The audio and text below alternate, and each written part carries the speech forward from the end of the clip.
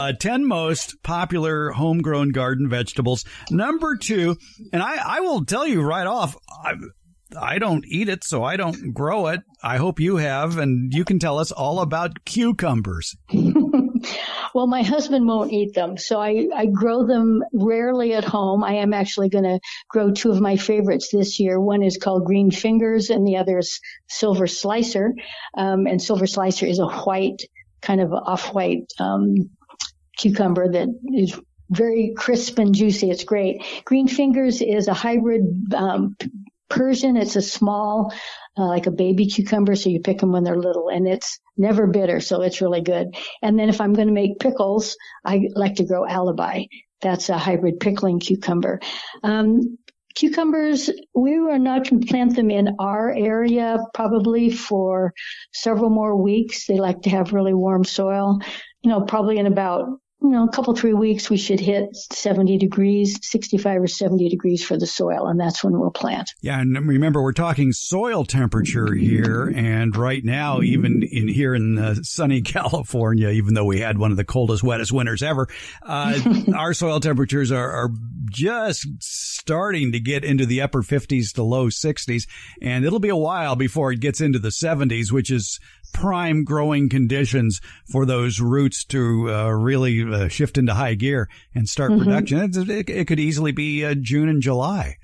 Yeah, and cucumber is something that you can plant all through the summer. They grow fairly quickly, produce quickly, so you don't have to start right at the early in May, late April, early May. Even if the soil temperature has warmed up and the nighttime temperatures are not so cold, you can start them in May, June, July, and still get a good crop. You can either direct sow cucumbers or you could do transplants. They don't like to have their roots disturbed. So what I do, because I do transplants primarily because I have critters around my yard that like to eat the seedlings when they come up. So I will start them about 3 weeks before I want to transplant them out. They grow quickly. I do seeds in a 4-inch pot and transplant them directly from that pot. Make sure they're not root bound. So if you buy a transplant at the nursery or garden center, be sure it's not root bound. And the easiest way to do that is flip the pot over. If you see roots coming out the drain holes on that little container, put it back and go look for another one.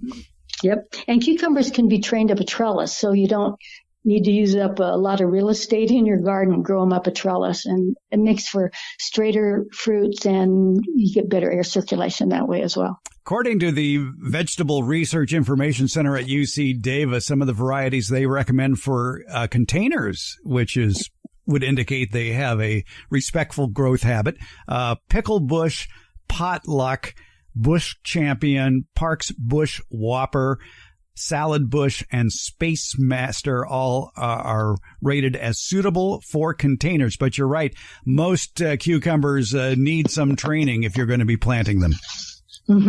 And they say you can plant more in a smaller space because they're not sprawling all over the ground. They still need to be spaced well enough so that you can get good air circulation, because a lot of the crops in that cucurbit family can get powdery mildew, so you want to have good air circulation. All right.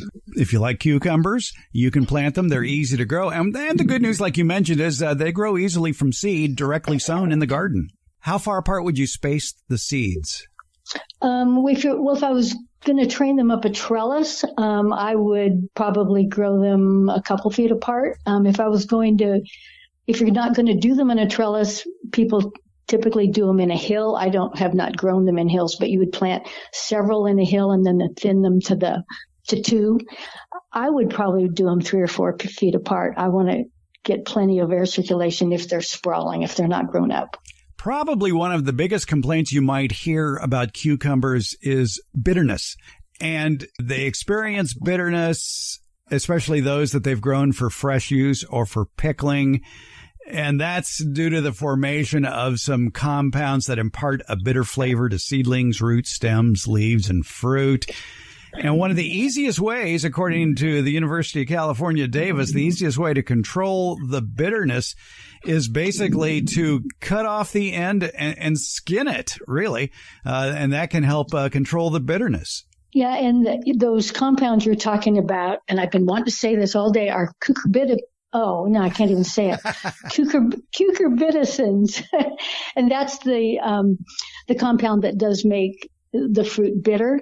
It's also the compound that attracts cucumber beetles. So I know that they're trying to breed cucumbers that don't have compounds in them so the cucumber beetles won't be attracted to them.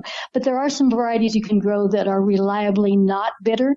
So an Armenian cucumber is one, which, by the way, is actually a melon. Lemon cucumbers and any of them that are Persian, those tend to not be bitter. Also, avoid growing cucumbers in cool or shaded locations, and they need regular moisture, too, as well as regular fertilization. And usually, if you choose the new hybrid varieties, bitterness is much less of a problem. And again, if you do taste a bitter cucumber, try peeling away the skin and the outer flesh and removing the stem end. Yeah, because I think that's where the bitterness tends to accumulate, or at least start, is at that stem end. So, yeah. But since I don't grow cucumbers all that often, I haven't experienced bitter cucumbers very often. Some of the varieties that are also recommended for burpless cucumbers, if there is such a thing, Sweet Slice is recommended by UC Davis for being burpless. My husband would appreciate that. That's why he doesn't eat them. Interesting that they note that burpless cucumbers tend to be long and slender with a tender skin, and the bitterness associated with the burp has been removed. Other causes of bitterness in cucumbers include temperature variation of more than 20 degrees, moisture stress, and storage of cucumbers near other ripening vegetables. So it sounds like ethylene gas is an issue here. It certainly does. All right.